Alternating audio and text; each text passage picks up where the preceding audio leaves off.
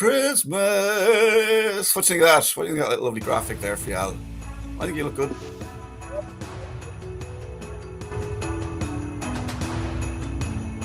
I'm refusing to talk until.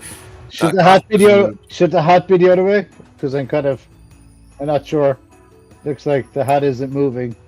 If the problem is, do you know what I mean? Take all criticisms and notes afterwards. I think you're just leaning to one side. You're trying to keep it on. A Scottish hat. I'm hanging on to the edge of the screen there. Don't fall over, old Dad. Don't fall. Old version of me. 20-year-old version of myself. Don't do it. You're barely holding on to an old version of yourself. That's why you're off balance, I think. Yeah. How's it going? Are you well? Happy Christmas, I suppose I should say, and welcome everybody to this. I suppose the Christmas special of MOTH News Live. The Christmas special. We're back by popular demand. We surveyed out of 97% of one person. They said they wanted to see us back on again for Christmas. So here we are. Yeah, what happened with the 3% of that person? I think Jeff took it. Schizophrenia is a terrible thing. Our friend Jeff. The Grinch that stole Christmas. The Grinch, indeed. We will get to the Grinch that stole Christmas. He won't be stealing next Christmas, people. I don't know what kind of Christmas he's going to have next year. What's the story of Christmas? What are you doing? What have you planned? What do you do at Christmas, Al? I want to hear all about you. Are you going to leave the music playing, or do you want to keep that on? Jesus. I feel like I'm in a commercial. How do you feel about going into shops with Christmas music on? And love it. I'm the guy dancing. I love it. Love Christmas. Sing the songs, whistle, breeze along, carrying the shopping bags. Love it. What else would you do, man? You're not the Grinch. No, so coming up, we're going to talk about.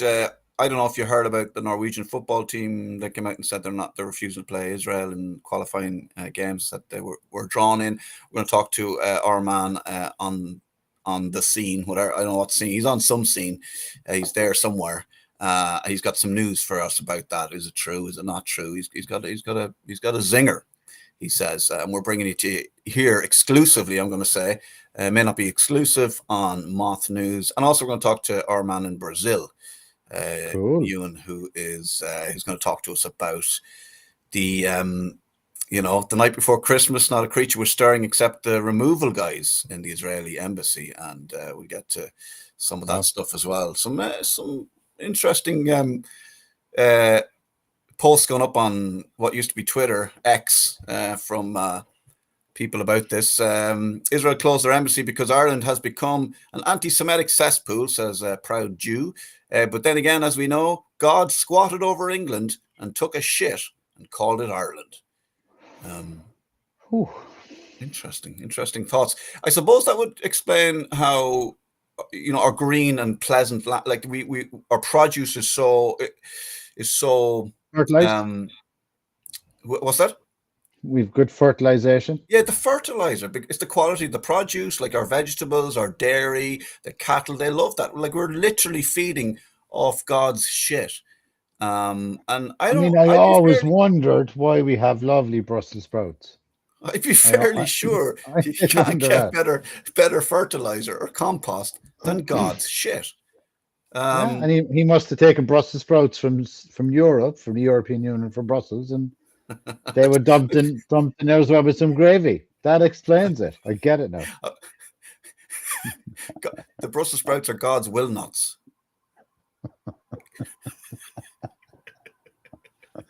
The bits he couldn't wipe. Oh no! Okay.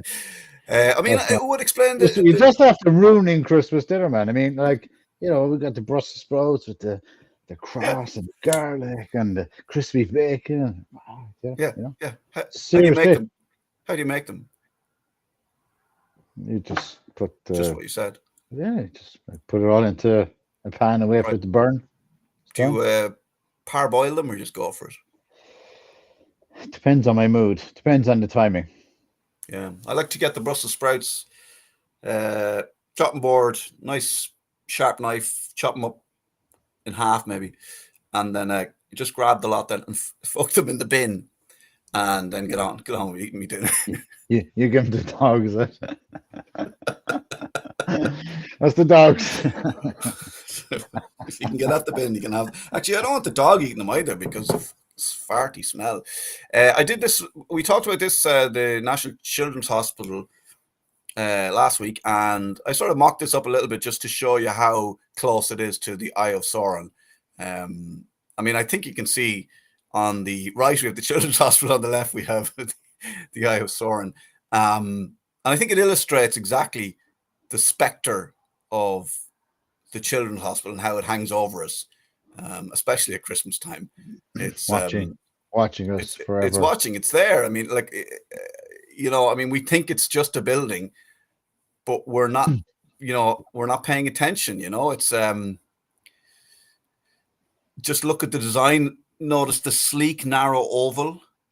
Is it a modern marvel of architecture, or does it not look like the Eye of Sauron? And just like Sauron's eye, this hospital project has cast its fiery, all-seeing gaze over Ireland for years, watching as it devours more and more of taxpayers' gold. Once upon a time, this was supposed to be the crown jewel of Irish healthcare, the one hospital to rule them all, a noble goal, to centralise children's healthcare.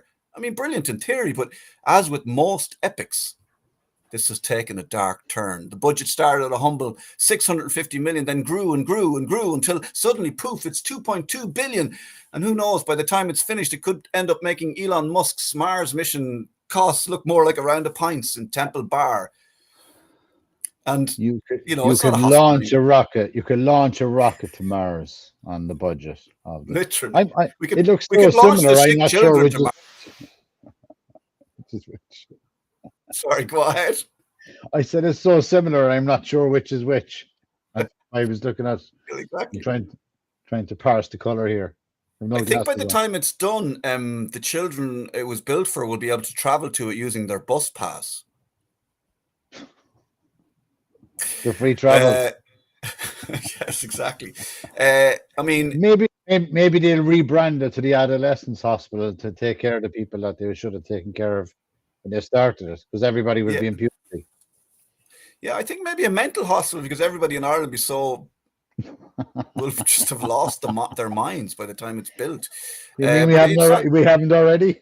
Yeah, I know. Yeah, but this is a monument. This is a monument to ambition and overspending. It's not just a hospital. An ambition to monument to a monument to ambition and overspending.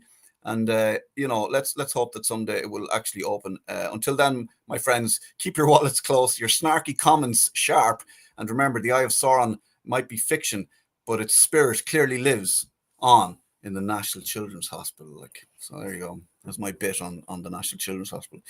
I know, Al, you have a little update on our friend, Mr. The Grinch Who Stole Christmas, Mr. Jeff Leo. What have you got for us, Al? I mean, he definitely gets the prize for Dick of the Week again. I mean, I can't believe talking about. Yeah, I think we need to start doing the Grinch of the Week or whatever, right? But I can't Dick of the Week will do. He's won it a few times now. I think he's probably the top performer. Is he going to hit the Guinness Book of Records? I wonder. I can't believe we're still talking about this guy, outside of the fact that he just keeps coming and trying to cause problems. I mean, we've had yet another outreach from quite a few people. Again, they're gearing up to come on record after seeing some of the people that have been providing us with information, insight into this guy. But it just gets worse and worse, right? Now, the person in particular said, look, keep their name out of it for now, but they are happy to come in after they're in the process with him, which seems to be a trend and pattern of behavior. He kind of kicks off lots of nuanced cases against people to try and mute them or silence them, and then people have to go through that process to defend it, and then they're going to start coming back at the guy. But this guy in particular is pretty high profile and has said, look, there's a number of people who would like to do a class action against him, which I think is imminent next year. So I think he's going to have a lot of problems. But the stuff that this guy was telling me was just jaw dropping in terms of just the conduct of, you know, these guys were living in the same area with him, a gated community, you know, coming back in a sorry state of affairs, driving under the influence, ramming into cars, you know, up on top of lawns, coming through the gateway, threatening people. I mean, just a litany of stuff. I mean, I spent about 45, 46 minutes with the guy, and I'd say we could have been speaking for another 2 days with the litany of issues in relation to this individual. And even he even extended it further to giving me some understanding as to who he's working with, what he's up to, and the problems that he's been causing people. So it's getting pretty dark. I mean, like, he could probably fall under the category of the bad Santa, perhaps. Wow, that's bad. I mean, you know, I just think what we're doing here, because this guy spoke to you, and I spoke to a guy and some people in a town, Straffan, very close to where I live, and these people are starting because of the show, because they were sent this show, and they're going and they were in contact with you, and some people got in contact with me. So we're starting to put these people who were separate individuals, thinking, you know, this guy has made my life a living hell. We're starting to put them together. And once we form that group and everybody's talking to each other, and everybody's sharing their stories, it's going to be very difficult for him to continue to do anything in this country, or maybe outside of a prison.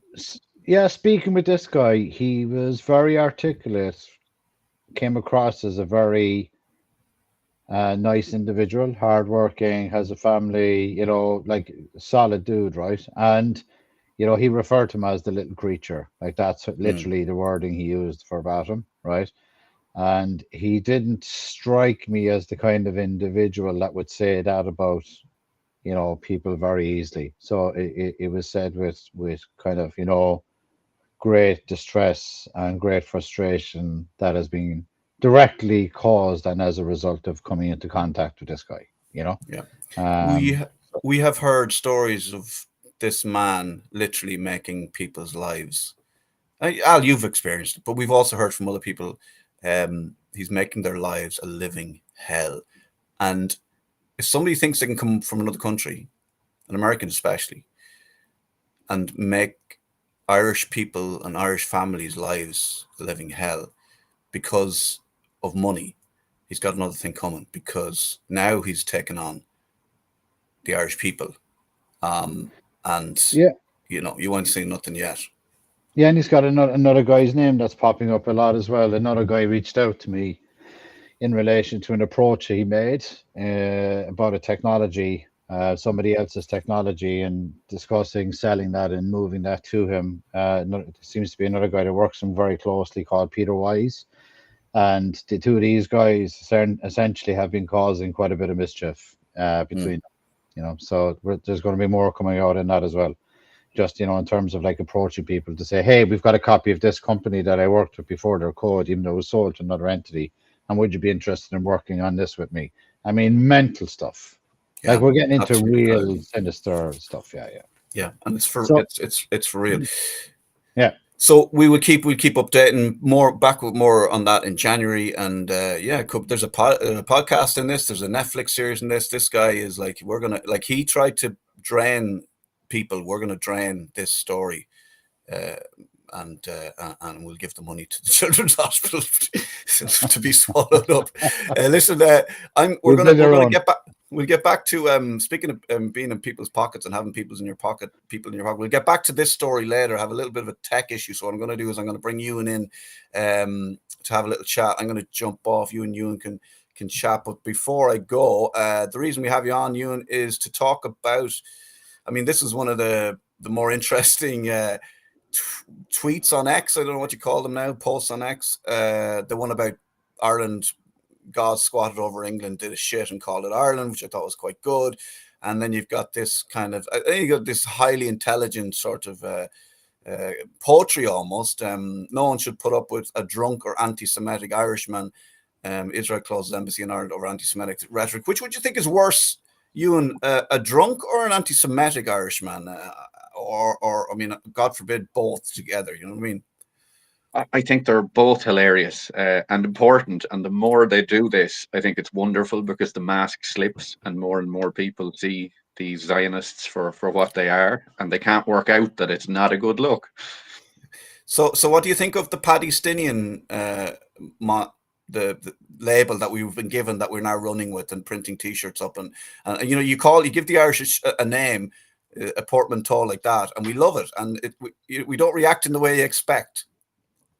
No, and I don't think they're kind of used to dealing with the likes of Irish people who kind of take an insult and find it absolutely hilarious, and use it in the complete opposite way. I mean, there's a few things on a serious note, and just let me run through them, because what Zionists tend to do is they've a playbook of things they attack with, and that is their method of defense. And bear with me, because I just want to go through some of these things. Like, first up, they'll bring up October 7th. Absolutely vile. We called it out. Then they'll bring up Hamas. Absolutely vile. I've disliked them, as have most Irish people, while Israel was actually funding them. Because let me quote Benjamin Netanyahu to his own Likud party in 2019. He said, "Anyone who wants to thwart the establishment of a Palestinian state has to support bolstering Hamas and transferring money to Hamas." And Mossad chief Yossi Cohen has been to Qatar multiple times to get funding for Hamas. I notice in some of the tweets you'll have read, they'll say any criticism of what they're doing is anti-Semitism. And the problem with that is that presupposes Jews want to and have a right to murder. No one has a problem with Judaism. We have a problem with Zionism, which is a political movement. In fact, a lot of Jews have a problem with Zionism. And just let me read out a few quotes here. For example, Dr. Hajo Meir, who's an Auschwitz survivor, he said, "If we want to stay human beings, we must get up and call the Zionists what they are, Nazi criminals." And there's a reason he thought that, because let me go through some of the early Zionist leaders and the founders of their movement and what they've said.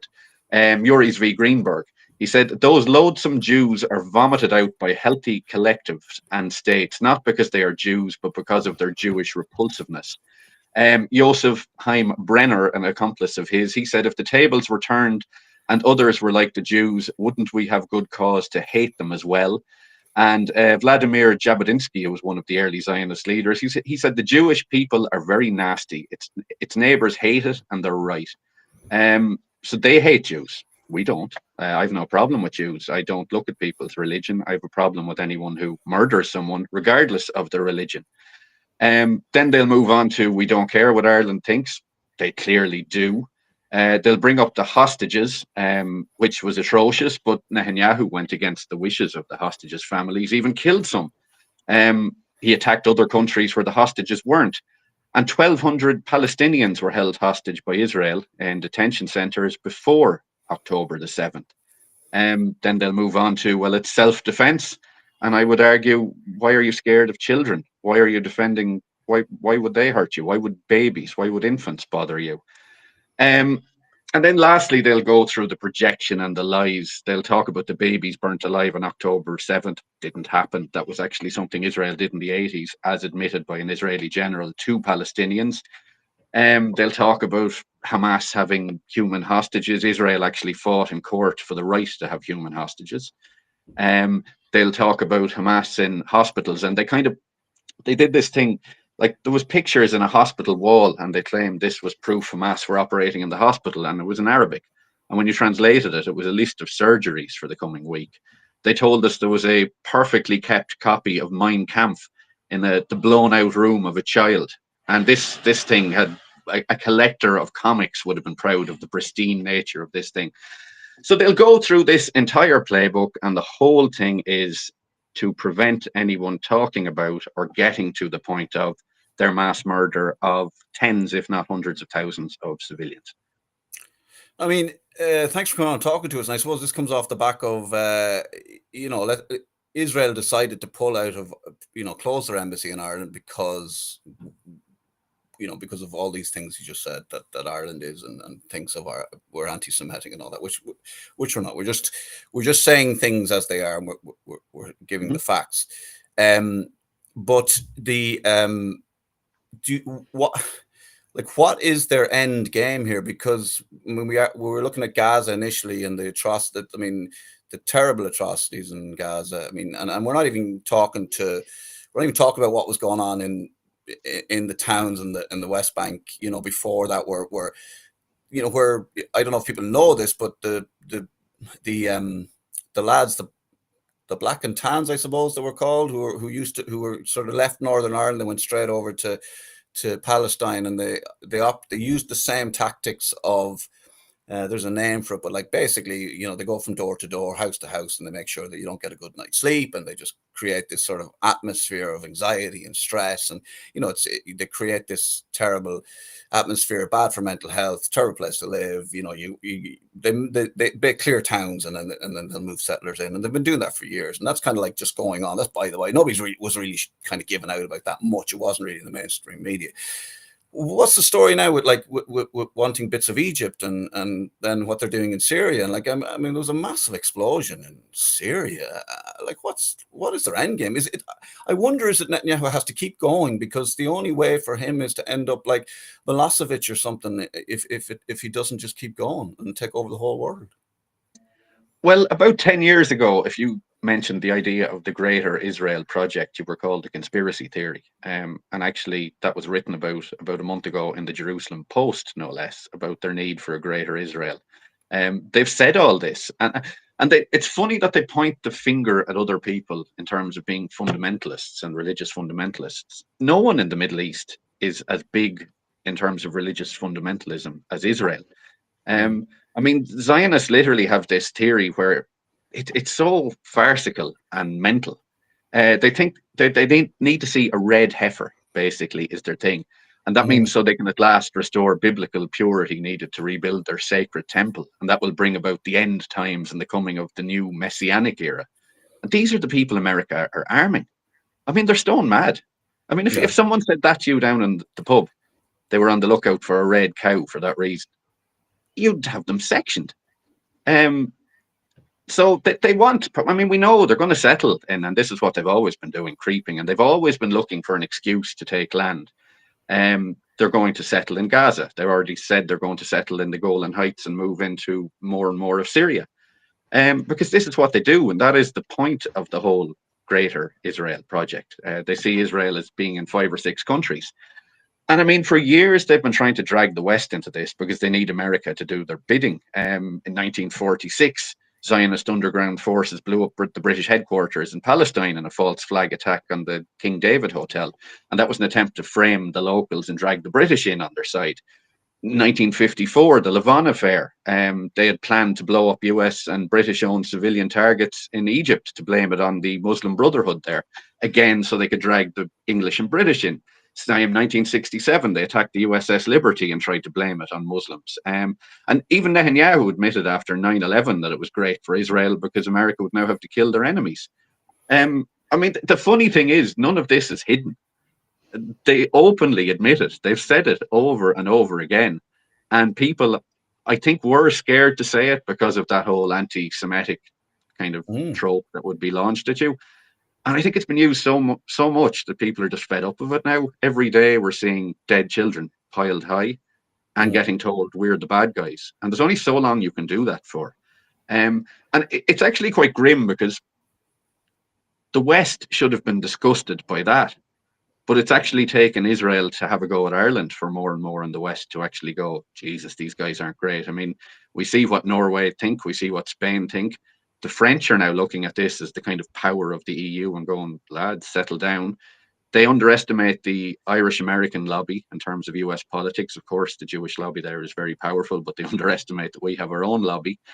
So we've actually done something really good, but it's just quite sad that it's taken Israel to throw a strop for Western powers to go, lads, you're out of order. They should have seen this a year ago. Can I bring a kind of a dynamic to this, which is, as you know, you and I make no secret of the reporting, MSM, and their continual, bullshit barometer, distraction, media and coverage, right? So if I just give you some kind of data points, and I'll if you're patient with me, I'll bring you to a point where I think it's a distraction, right? So I don't know if you recall our buddy Charlie, Keith, that we're speaking to, did a line on. He was at the opening of the OpenAI offices in Dublin, and he compared it to, this is like being at a Taylor Swift concert. I'm so excited, right? And shortly after, OpenAI centering their offices in Dublin, they started changing their policy on military use cases, right? Okay, so now all of a sudden OpenAI is open to developing AI for military use cases, right? And they've recently partnered with a company called Anduril, which is Anduril, which is AI-powered drones, right? And the founder of this is another dropout, right? Which is a guy called Palmer Luckey, he was identified as one of the 22 richest entrepreneurs under 2016, right? Okay, and they're developing the very technology that everybody's talking about. So we've got one side, which is Ireland is off the radar. We're seen as this kind of, the pillar of standing up to the issues that are happening on a global scale, and somebody's decided to remove their embassy because we're so anti-Semitic, whatever, right? And then on the other side, we are, essentially the HQ for Google, Microsoft, AWS, OpenAI, all the technologies that are generally centered around, okay, who's actually involved behind those technologies, right? Okay, and then if you look back from that and say, okay, so are we actually reporting on where Ireland is today in terms of Wake Up Ireland? So we've got a distraction here, which we're all looking at, to say, okay, we're being targeted by Israel. They're taking out their embassy. But on the other side, we're actually heavily involved in creating the technology that everybody is using as a weapon. That's it. Like that's the ultimate paradox, right? So if we were to apply that logic, are we therefore going to ask Google, Microsoft, AWS, OpenAI to leave Ireland because Ireland's heading back to sovereignty and we're going back to our neutrality, and we're not going to be involved in any shape or form in the creation of any technology that's going to be used for non-neutral purposes? So I just got to throw that out there as a complete, That's fair. I think it's a fair point, and we have to look at the movement of we have to look at the central bank, and they're investing in dodgy Israeli companies. I don't know enough to comment on that, but I've just seen it. Maybe you might take it from there. I don't know what you know about that, but Ireland does have. We are speaking of two sides of our mouths a little bit, aren't we? I guess in a globalized world, it's kind of impossible not to be a little bit hypocritical. The same way, like Israelis might go, well, you've no problem with Arab countries because you use their oil. Well, you can't really not use their oil. I mean, your clothes are going to be made from their oil. Your energy is going to come from that oil. So within the dynamic of a globalized world, sadly, that's the reality, whether we like it or not, and there's no going back at that point. I guess there's only so much you can do. You can't not use Google. You can't not do certain things, but at least you can call stuff out. And yeah, maybe that might be a little bit hypocritical, but it's better, I guess, than not being hypocritical and just standing by and watching children be killed. There are companies, I guess, that absolutely go too far. And I think when they're found out in the current climate, they're going to be demonized within Ireland. But we can't just kick everyone out.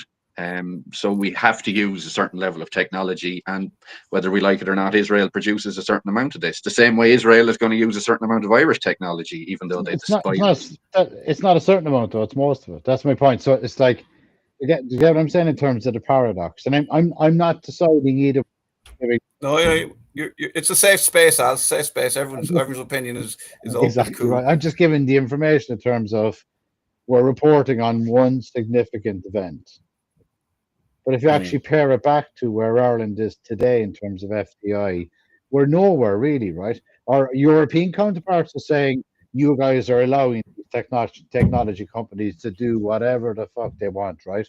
Not pay taxes, breach data privacy. We were recently declined as an AML KYC Centre of Excellence, right? Okay, we're being called corrupt Ireland on one side, right? On the other side, then there's a loss of favour in terms of the US. They're looking at us kind of saying Ireland is becoming uninvestable from an FDI perspective. This is a sentiment from investors because of corruption. Okay. The sentiment in the UK is corrupt Ireland. Ireland was always corrupt. And now we're in the situation where now we're supposed to be the absolute whipping child, right? For on a global scale, because now Israel have decided to pull their embassy out of Ireland because of this, and this. And our own president came on and said, "You're literally ruining the reputation of Ireland." So it's naive of us to think that there isn't a lot of people out there looking at Ireland saying, in very simple terms, what the hell is Ireland? What the fuck are you guys? Where do you actually sit? Right? Because it's not about using the technologies you want. We're developing the technologies. Like we're not just using it. We are the hub. We are identified as the country that allows the larger corporations to dictate policies that we have as a country towards how we treat them.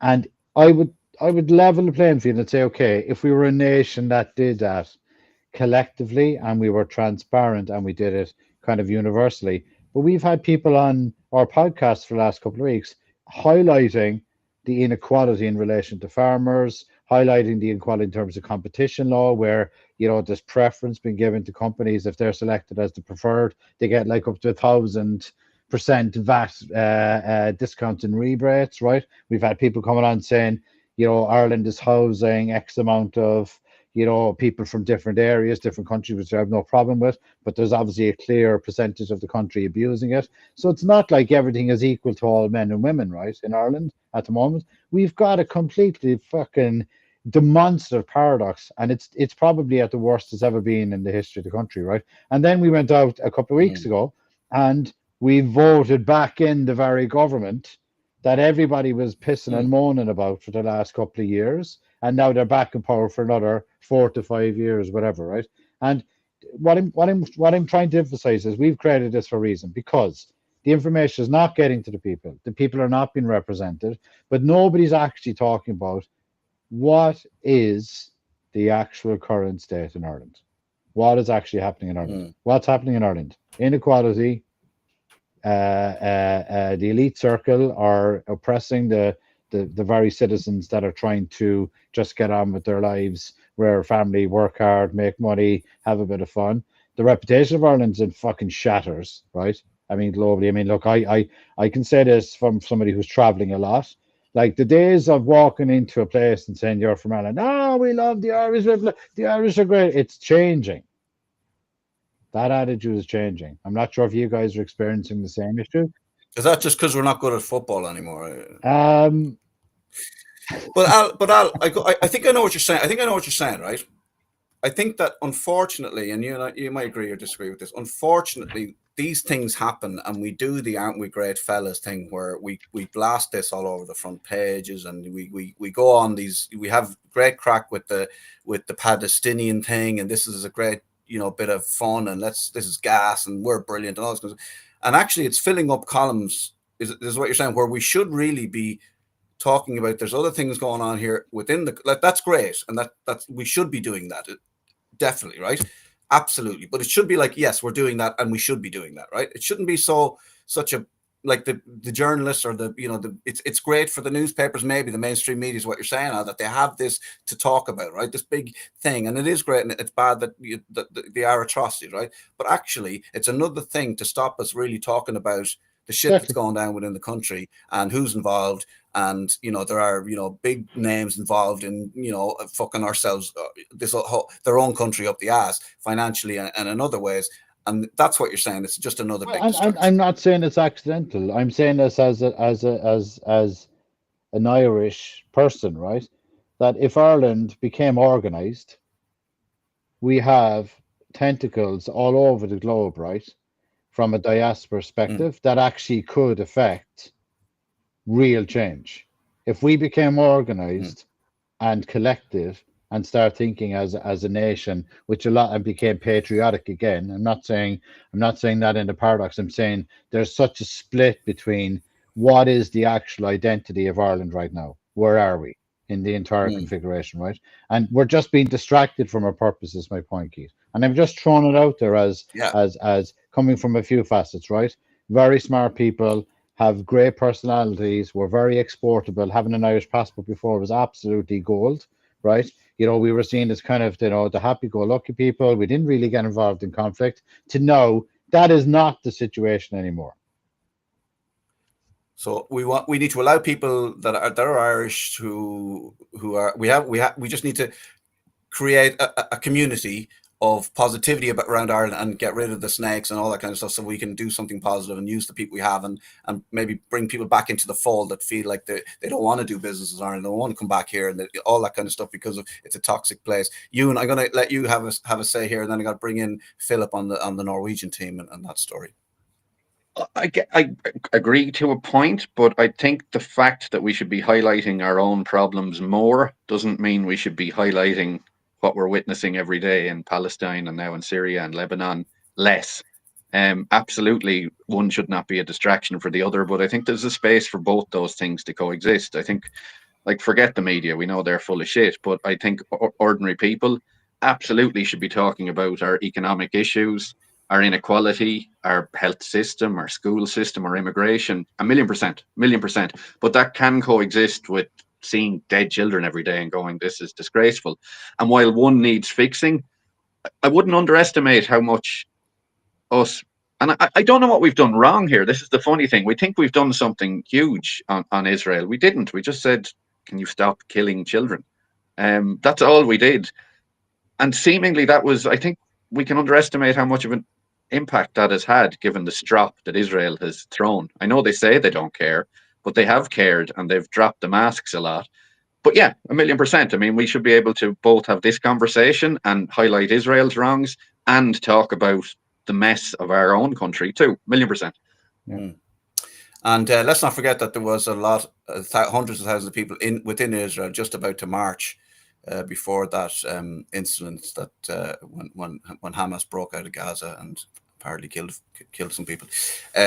So there is unrest within Israel, and let's not believe for 1 minute that the people of Israel, and I've been over there and I've spoken to people who live in Tel Aviv, and they don't like Netanyahu. So it's not like it's not us against the people of Israel. It's us against evil. Exactly, Keith. It's us against evil, and that's my point. It's always the few percent that are driving that wedge, right? You know, like I have friends from Israel. I've done Israeli martial arts for close to, you know, a very long time. You know, so like as you correctly said, it's not about the people, but that's what we're being distracted. It's like creating that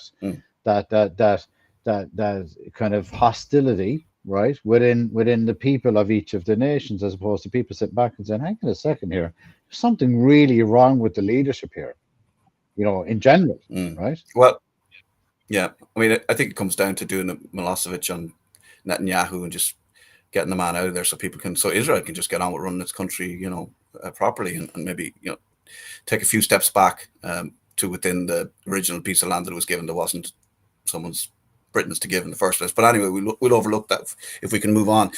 We have Philip O'Connor joining us. Philip, God, I don't know what way this is looking. Jesus, Ewan's head got very big there all of a sudden, didn't it? And I'm saying that both literally and figuratively. How are you, Ewan? Philip, I'm told it's always been big. Metaphorically and in reality. Sorry, Keith, you can bring the real talent forward. I can sit in the back seat, let the guys. Yeah, Guys, get on. I was only saying to Alan the eye candy. He's the eye candy on the show. You see, that's what we need. Alan on there. He's the handsome devil out of the whole lot of us. Like, you know, how are we keeping? This is the way it should be now. This is the way it should be. That's it. Keep it like that. No matter who's talking, keep that man in the picture. We'll keep. The viewership will go through the roof.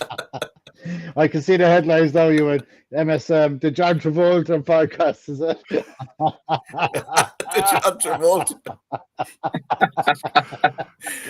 If you're talking about the difference between the public and the private, let's not compare yourself to John Travolta. Maybe he's like a cross between Joe Rogan and Harry Styles sitting there. Honestly.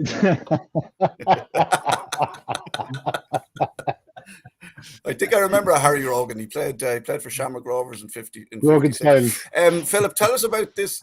Tell us about this fake news coming out of Norway. Yeah, it's an amazing story altogether, Keith. I was sitting there the other night. I think it was Tuesday evening. I was sitting at my home in Stockholm, so going, will I go to bed or whatever?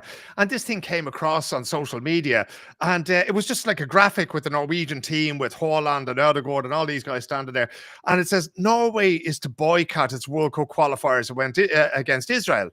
And I went, I haven't heard anything about that, right? So I did something very unusual for a journalist. I actually decided to check it. And I got on. Now, the backstory of this is that the president of the Norwegian Football Federation is a woman I've known for a long time, Lisa Klovnes. Lisa stood up a year before the World Cup in Doha at the FIFA Congress there and spoke about human rights and LGBTQ plus rights and that kind of thing, about that wonderful woman altogether. And I thought, Jesus, if I haven't heard this from somebody in Norwegian football, I've also worked with their women's team at 2 different tournaments in 2019 and 2022. And I thought, okay, if I haven't heard about this, what's going on? So I looked at the clock and it was coming up to midnight. And I know Lisa has 3 kids, so she was probably in bed. So I got on to her advisor and I said, Magnus, is this true? And he goes, nope. Lisa made a statement on Saturday and that's it. Right now, Lisa did make a statement on Saturday. And basically she said, yeah, we drew Israel yesterday. It's not great, lads. We cannot sort of look through our fingers of what's happening in Gaza and what she called the disproportionate level of violence being used against the Palestinian people there and that. And there was a very long thing about it. And basically what happened was she was saying that we have to look at how we're going to handle this situation. There was no call for a boycott whatsoever. There was no statement that they're going to boycott the game. But roll forward a couple of days then to Tuesday, and the big newspaper, one of the big tabloid newspapers, if you like, in Norway is called Verdens Gang, and we usually just call it VG, which is VG in Norwegian, right? And they had an op-ed in the newspaper, right? So opposite the editorial, they had a sort of an opinion piece that was signed by 18 different people. One of them was a man named Egil Drillo Olsen. Now, you may remember him as being the head coach of the Crazy Gang, which is what Wimbledon were called in the 1980s when they were hoofing the ball long and kicking the shite out of everybody and beating Liverpool in the FA Cup final, right? So Drillo is 82 years of age now. Good times. At times.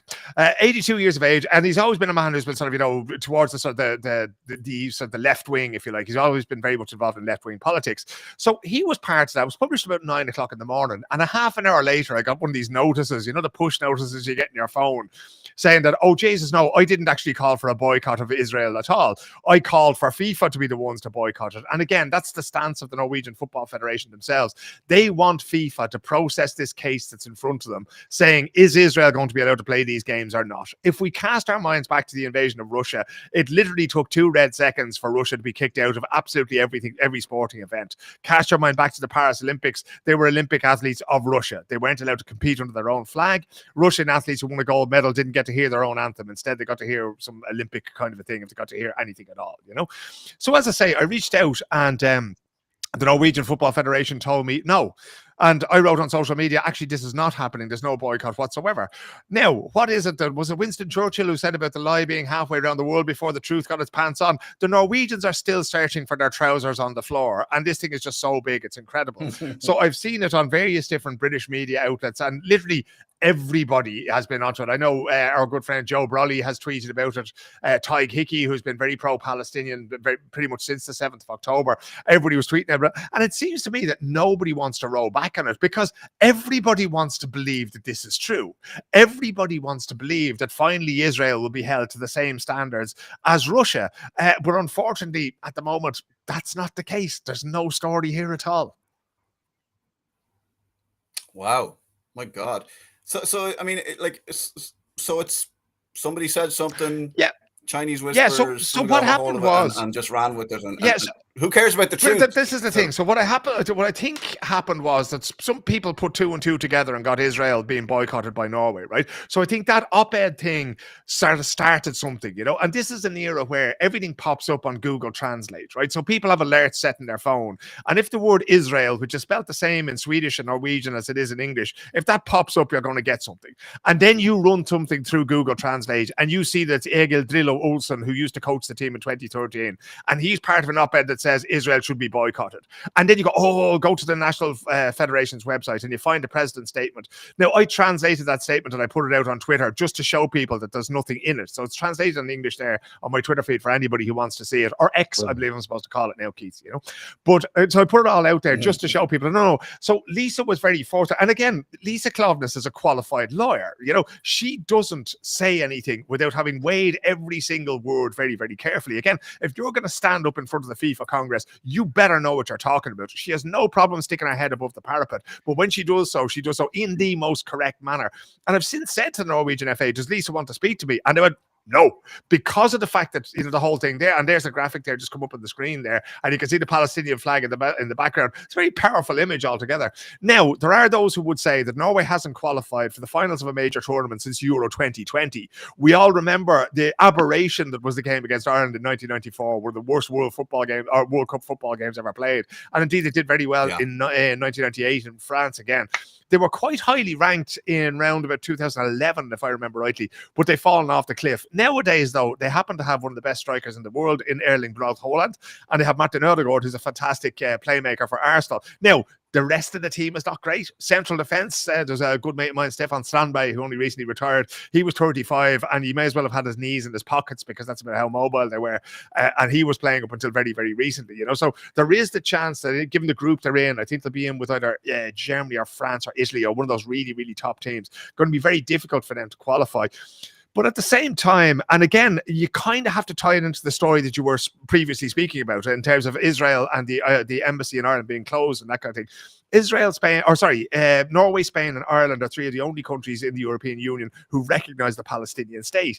And you kind of have to wonder, is somebody trying to drive a coach and horses through things just by putting out this stuff? And as Steve Bannon famously said, flooding the zone with shit, so that we end up talking about things that are just a distraction to everything else that maybe we should be talking about instead. Yeah, good point. Any thoughts on this, Ewan? Just because you hung around, I thought I better let this. As soon as he heard me speaking about football, he wanted to have a go. Come on. No, not at all. I'm kind of reluctant to ban anyone from sport, be that Russia or Israel. I don't see the good it does. Individuals and teams don't represent maybe the views of their government, for example. I mean, we're all Irish, and I don't think we all love Micheál Martin or Simon Harris here. I just don't think it does any good. The same way I wouldn't close embassies. Now, I'd say, again, Israel pulled its embassy. We didn't close it. But I remember talking to Mick Wallace and Claire Daly about this, and they would always talk about the importance of dialogue and interaction and kind of seeing people face to face, because when you can't, it's much easier to dehumanize people. So even though I'm repulsed by Netanyahu, as you know, and Zionism and what the Israeli state has done and is doing, I still would not ban their teams. And that also applies to Russia. I don't think they should have ever been banned. Or Belarus, who haven't done a bloody thing and are banned. So, that would just be my thoughts on that. Yeah, I think that's a fair point. I think try and keep them separate, even though everything, politics is everything. But anyway, I'm going to throw you a curveball. You're having a bit of a spat with a certain EOD on X. Is that something you want to talk about? And who is it? Is Ian O'Doherty or Ian Doherty? Is it? Yeah. Ian O'Doherty. I don't think I was having a spat with him. I was just pointing out his hypocrisy, because he was talking about people muting and banning him rather than letting him argue. And I said, that's exactly what you've done to me. And I don't know if he was having a couple of beers at about 2:00 this morning, but seemingly any day now I'm going to be on suicide watch, according to him. But he wishes me well. I don't take things like that seriously. I'd break bread with anyone. I mean, me and Philip have had plenty of disagreements, and when we get on, great. Philip actually said he refused to come on. I'm actually boycotting him, and I will not play him in a World Cup qualifier, nor will Kildare play against Dublin GAA, but that's for another thing. But I have to say, lads, jokes aside, Ewan raises a very valid point there on two fronts, right? What disappointed me most about the closure of the Israeli embassy in Dublin is exactly that. It's the removal of the possibility for dialogue, right? As long as you have an open chat, and Alan, correct me if I'm wrong, but I said this exact thing to you today. As long as channels of communication are open and it's full and frank, there's never going to be any problem whatsoever. Ewan and I know that Ewan has a lot of opinions that I disagree with, and vice versa, right? But at the same time, we have always kept the channels of communication open between us, because I've respected Ewan for a long time, and I would hope that he still respects me, right? We will not agree on absolutely everything. Ewan and I were not put on this earth to agree with one another. Matt Cooper once brought us famously onto the radio to talk about Conor McGregor. We ended up agreeing with one another. I don't think either of us have been back on ever since. It was the worst thing that ever happened in the Irish media universe. But that whole idea of being able to talk, and again, you know, there's some things I've been angry with this man here in the top right corner before, and I'm sure he's been angry with me, but we have to try to keep that open, right? And we cannot let the things that separate us take over completely to the point, because that's when we wind up in the trenches of World War One. That's because that's all that's left to you when you can't even talk to one another anymore. So I would rather hold out a hand to you and risk it being slapped away, and vice versa, than not have the possibility to do that at all. And it's going to take an awful lot before I will sort of turn my back on people. Now, at the same time, I'm not going to engage with Ian because, you know, I find Ian's arguments a lot of the time they're quite sort of boring and that kind of thing. And, you know, it's basically like having a buffalo running through your Twitter feed and shiting all over it, like, you know. So, you know, I'm not really. I think at least Ewan smiles. Do you know what Well, I mean? this is the thing. But I do think as well that, you know, because we know each other so well, Ewan, that there's a certain amount of trust and love and compassion for each other there. You know, Ian is not somebody that I know that well. I've met him a few times in person. I'm sure there's nothing wrong with him, you know, as a guy or that. But, you know, we tend to take the view as well that the view that people have of Ewan or the view that people have on me is based more or less on our media presence and our social media presence. That's not us. Like, I know this chap very, very well from our private conversations, and how he comes across on social media and in the media is not how he is, no matter how steadfastly he's defending his opinions, that kind of thing. He is not, you and you know yourself, you can come across as combative and rude, and so can I, you know, but that's not the totality of the individual, you know, so we have to be very careful. And again, what we were saying there about how nations present themselves, how companies present themselves, how politicians and parties present themselves is not necessarily the full story, and therefore it behoves us as consumers of media and as citizens and as voters and as people who support football teams to take a minute and to try to understand where all this is coming from, and to be fully cognizant of the fact that we don't have all the facts at hand at any given time. And with that, I was talking to Tony Groves on the Tortoise Shack podcast, another man Ewan has fallen out with, by the way, but I was talking about this idea of compassion. Well, we get him on. Yeah, exactly. We line him up as well. Jesus, can you imagine you and you come onto the call next week and there's Tony talking to you, you know?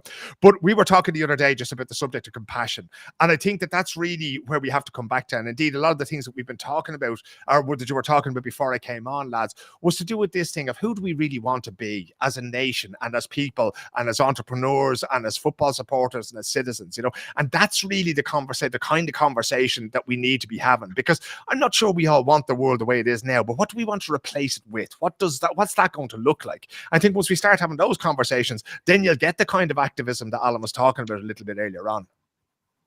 And just on that, it's Wow. also following on from that, Philip. And maybe you and I, not sure if you've read this, and I refer to the currency as an advertorial, right? There was a piece written by Anne Harris, and particularly she's focusing on, or she's zoned in on, Mary Lou McDonald, and the headline is Mary Lou McDonald needs to remember who she is and what that person stands for, right? And her kind of sub-headline is Sinn Féin keeps repeating the same mistakes as a cognitive dissonance, which can be seen in sharp relief in decades-long treatment. And what she's actually saying, in essence, is that Sinn Féin have just retreated into mediocrity since the election. Well, I'm just interested to hear your thoughts on that, guys. You and I've been talking for too long. And Go off you go. I struggle with Sinn Féin because I think they tried to be all things to all people and alienated a lot of their natural voting base, whether you like it or not. I think they got on the wrong side of too many things. I think when people were kind of talking about we need less lockdowns in Ireland during COVID, they wanted the zero COVID idea, which was impossible. It meant harder lockdowns. On the referendum back in February or March, when 80% of the people voted against what was put before them, she came out and said, well, if it doesn't get a yes vote, we'll run it again. I think on immigration, they got a lot of their base and a lot of Irish people's attitude very, very wrong. And I think they did so many U-turns on these things that I don't think there's a trust in them anymore. I think Mary Lou is kind of damaged goods at this stage, and her, as leader of Sinn Féin, it's a brand that can't come back while she's there. Now, in saying that, they did actually surprisingly well in the election, versus where they were maybe 6 weeks ago or 2 months ago, not versus where they were maybe 3 or 4 years ago. But the fact that being in opposition for the last 4 or 5 years was such an easy gig, and because the government was so bad and it was such an easy target, that they still messed that up and are back in opposition is quite remarkable. And I think Mary Lou is kind of associated very much with that failure, and it's kind of a smell they can't get rid of unless they get rid of her. But doesn't this, in my humble opinion, it underpins what we're discussing here around the Irish entity, right? Like if you look at kind of, your it's like the old saying of your civilization is measured on how you treat the most vulnerable, right? If we just took that as a narrative and took it forward in terms of, okay, so where's the leadership? Not only is there lack of leadership, there's lack of opposition. And I agree with you, Ewan, in terms of, we're trying to advocate. Okay, I'm very much a patriot as opposed to nationalist, if that makes sense. So like, I really want to see Ireland doing well and coming back, and I've proven that by investing heavily in Ireland, starting startups there, developing technology there, and trying to actually put Ireland on the radar. And I've been working on Ireland, the AI Island, since 2014. I was one of the key guys involved in that, where I was saying Ireland has a huge opportunity to become such a talented resource for AI. And you can imagine in 2014, people rolling their eyes around AI, and you can see where AI is now, right? And that's what I was saying was the pathway forward for us in terms of, invigoration, innovation, stimulus, because we are a very creative nation, and technology is creation, right? And now we're in the position where, okay, even when we're trying to change leadership, there isn't any option there. It's kind of, everybody's kind of saying, we're split. Okay, sure, it's the Irish attitude, as you said, Keith. Sure, look, it'll be grand. It's better than nothing, right? As opposed to saying, okay, is this the time where we actually say to each other, there's requirement for a new political landscape and a new political party? I'm just throwing it out there, and I'm kind of saying, okay, let's give the people, the choice of something that does not have all the legacy, is from the ground up, set up as something that actually does represent the people. Because I think as long as we continue into that paradox of the the two-tongued leadership, or the kind of split and vote, right? If there isn't an actual party that we can identify with as a nation, I think we're just going to keep rolling into the same continual ground, that movie, The Groundhog Day, right? That's where I feel we are. Remember Bill Murray, and he kind of wakes up and the alarm goes off, and we're all looking at each other kind of saying, wait, is this 2024? It is Fine Gael and Fianna Fáil again. Yeah. And we're kind of looking at each other saying, I mean, unfortunately, I think like the feeling is like you need to do something like N2, like it needs to be something extreme about you if you're going to set up like I mean, I think that maybe we just need for a generation to just, die. And then another famine. But do you guys think? I mean, I'm always not look after the older people for a little while. We'd be grand. But I'm kind of very reluctant to kind of blame politicians completely, because it's George Carlin used to say these people didn't come here from another dimension. They come from our schools, from our churches. From... They are. You do know they're lizards. I've seen their tongues. But they come from within our society and have, they grow up the same way we do, and B, we vote for them. So maybe it's the people that stink. Do you know what, Ewan? I'm gonna let you have a word on this, and then we'll try and wrap it up. Yeah, go on. So like the thing that struck me about Sinn Féin and that kind of thing, if you go back to not the election that just happened, I think it was 2 or 3 weeks ago today, it was polling day actually, but the one that happened before that, I don't know if you remember, but Sinn Féin had more votes than they knew what to do with, right? They were told afterwards, you didn't run enough candidates. And it seemed to me... Run more candidates. Yeah, and it seemed to me then... They couldn't get them out of jail properly. So that was the difficulty that they had, was their political suit got too big, and then they decided they'd have to grow into it afterwards, It's like that thing of, I think it was a Brendan B in the confirmation suit. It was like, okay, don't get a single centimetre bigger now over the next while, or otherwise I'll burst you, But they were trying to grow into that suit. And as Ewan was saying, they sort of tried to become all things to all people. And it's interesting, actually, because, if you see Sinn Féin as a centre-left party, which, we could argue about all night, right? But they've done exactly the same thing as pretty much every centre-left party in Europe has done, right? They've watered down what it was they started off with and ended up just being And it's exactly as Alan says, we'll just keep the other guys in power because at least they know where everything is. When they go home at night, they know where the light switch is to turn off the lights in the Dáil, And I think if you don't offer a sort of a radical alternative like that, I always go back politically. I have no shame in saying that Olof Palme's Social Democrats in Sweden in the 70s and 80s are what I look at as being the right kind of people doing the right kind of politics, right? It was a social security safety net through which nobody would fall. And he also wasn't afraid. He was a famous critic of the Vietnam War back in the day. And now, I'm not saying that you can do the same things in 1970s Sweden as you could do in the 2020s Ireland, right? But what I am saying is, with that courage and with that conviction and with that clarity, you could do something. Instead of saying, I am both for and against hate speech, and I think immigration is good except when it's not, right? Lads, that's not going to get you people crossing your name or putting a 1 or 2 or 3 beside your name, right? Come out and stand for something, right? We all have to compromise on some level, right? But be clear about that, right? Say to people, no, you can't have all these nice, shiny things you're talking about. You're going to have to choose, And that's what we're lacking at the moment was, I think, you saw it in the budget that came out just before, like, it's deeply, deeply cynical to make a budget and then go, oh, by the way, we have a general election, lads, now that we've given you all the sweets in the shop kind of thing. So to do that was one thing. And of course, they headed off a few things. Sorry, Alan, just 1 sec. They headed off all these things. But I think that, where is Sinn Féin at its strongest at the moment? Owen O'Brien and housing, right? Very few people would argue that Owen and Rory Hearn for the Social Democrats are basically the guys who are most on top of their brief and literally nowhere else, right? What's his name? Pierce Doherty up in Donegal, very, very good, but has sort of, fallen into the background a little bit. You need to own the things that are important to people. And if you do, they will come to you. And if you don't, they will go back to what they had before, because the devil in Irish politics is fractionally better than the devil you don't when you go in to put your cross in the box. Can I just throw something in, kind of just being the devil's advocate? So if you were to, Alan, I told you, we're not having a Christmas Rising. The Easter one is all you're getting for next year now. if we just step back for a second, right?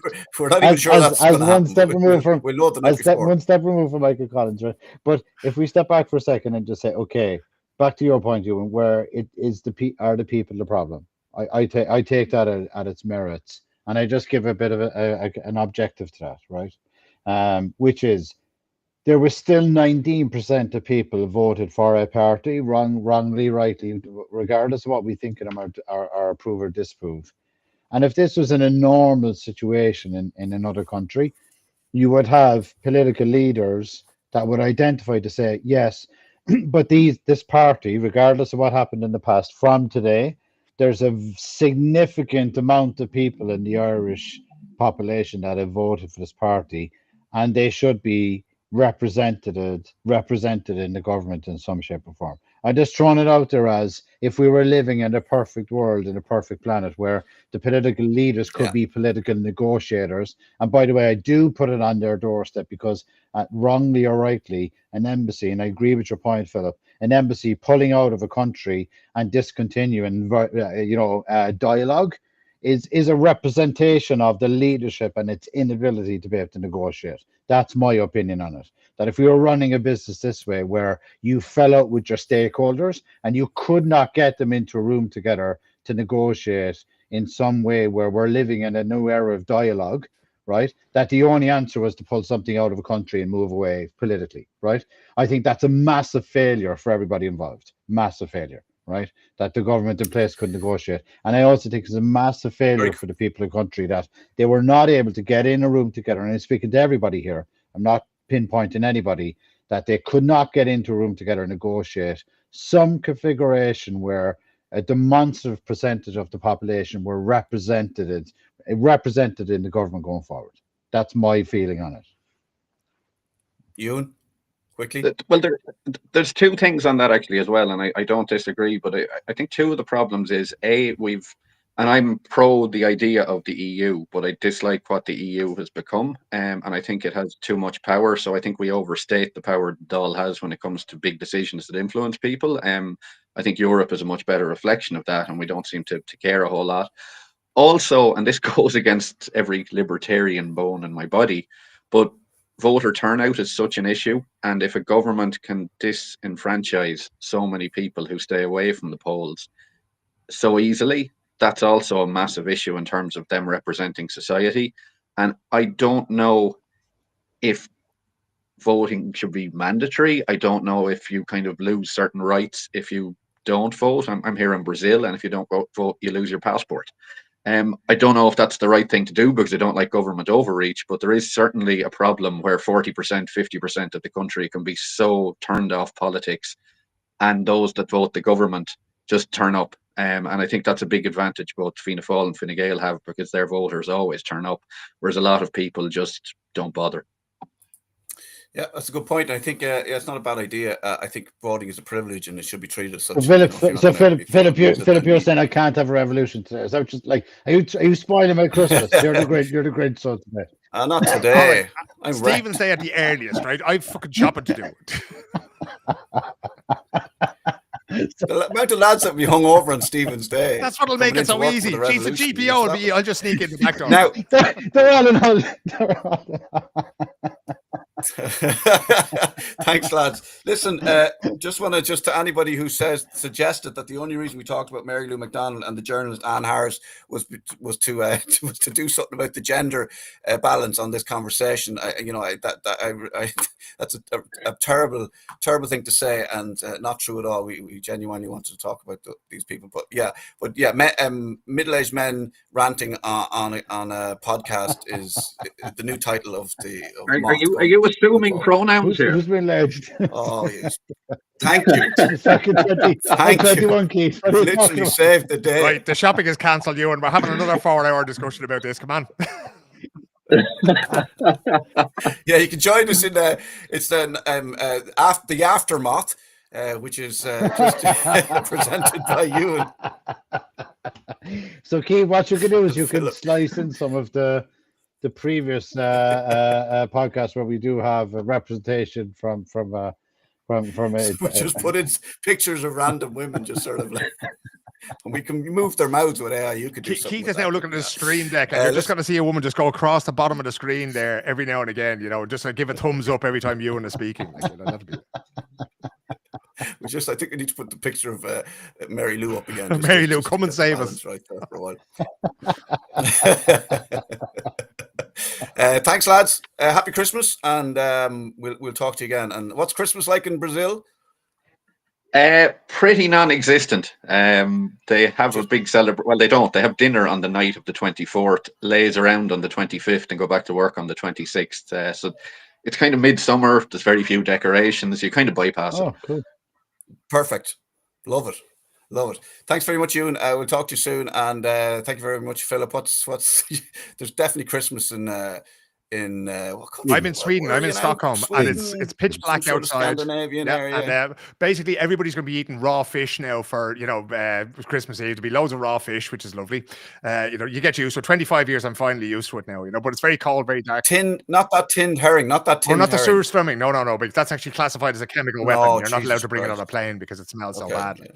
But it'll be good. But nobody will be back to work here probably until the 7th of January or something like that. As I say, lads, 70s social democracy was what gave the Swedes their Christmas holidays, and that's what I'm sort of espousing here on this show. Certainly over the Christmas period, anyway.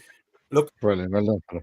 Well, forget about 70 Sweden. Look at what they're doing in Mexico now, which is pretty admirable with the nationalizing of banks and health care and all that kind of stuff. Alan's getting cracking we'll talk about that again on Stephen's Day. He's calling me early in the morning on Stephen's Day. We'll get it all sorted out by lunchtime. We're on it, Dirk. We're on it. When the time the Premier League starts, all change.